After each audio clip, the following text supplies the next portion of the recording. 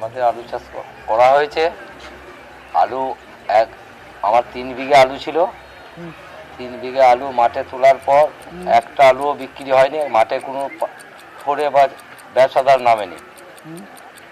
আলুর ফলন হয়েছে কিন্তু আলু কেনার লোক নেই।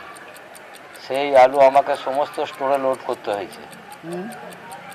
কেন সরকারের কাছে বিক্রি করতে পারেননি? ওই আলু স্টোরে লোড করতে গিয়ে সরকারের কোনো বিক্রি প্রপোজাল এখানে আসেও না, আর বিক্রি হয়ও না।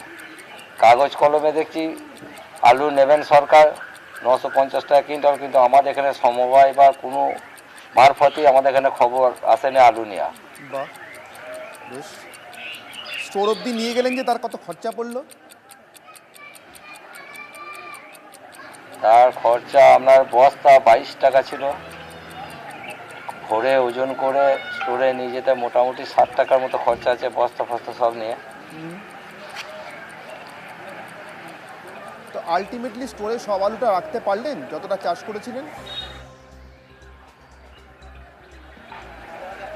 যে মহাজনের কাছে ধার নিয়েছিলাম, যে চাষ করেছিলাম, সেই মহাজনের কাছে টাকা নিয়ে বস্তা নিয়ে এখন ভরতে হয়েছে, নাহলে মাঠেতে আলুটাই রোদে পচে যাবে। আবার একবার ঋণগ্রস্ত হলাম।